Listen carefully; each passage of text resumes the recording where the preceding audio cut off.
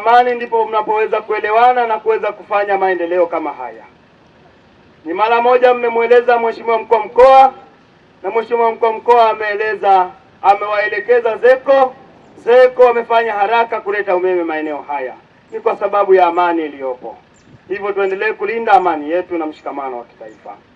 Lakini la pili, niendelee kuwaomba kutunza maeneo haya, kutunza miundombinu hii ya umeme ili na wengine waweze kuendelea kutumia.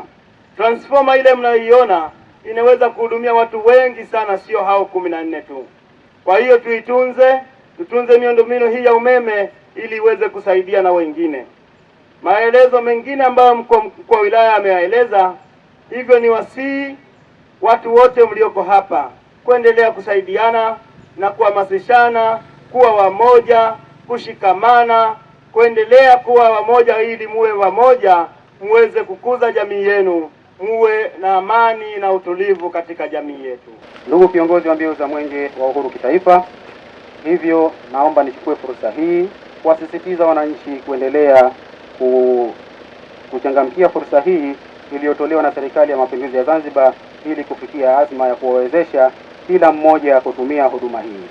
Aidha, napenda kuwakumbusha wananchi wenzangu kwamba kutumia umeme hivi sasa ni kichocheo cha maendeleo kwa kila mmoja wetu, kwani kwa kutumia umeme tunaweza kuzalisha biashara mbalimbali na kuinua vipato vyetu. Ambayo ilikuwa inatutia wasiwasi hasa kwa zile siku ambazo ni siku za giza, ilikuwa ukija unaogopa hata kutoka nje kwenda kwa mwenzako.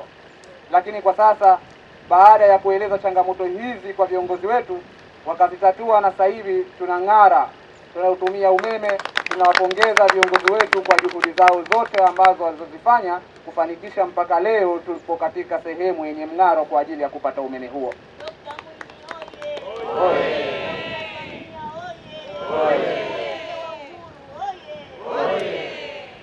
Lakini vile vile nitoe wito kwa wanajamii wote kwa ujumla. Tunaowalea pale ni watoto mayatima, hawana baba.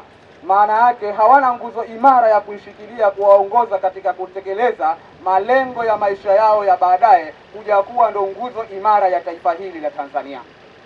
Hivyo tunawaomba wahisani wote pamoja na serikali kwa ujumla kutia nguvu zao pale kuhakikisha watoto wale wanapata huduma kama kwamba wako na baba na mama. Wasahau machungu yao ya kuondokewa na baba, na waamini jamii kwa ujumla na Tanzania kwa ujumla ni wazee wao ndio waliowalea katika kufanikisha malengo yao.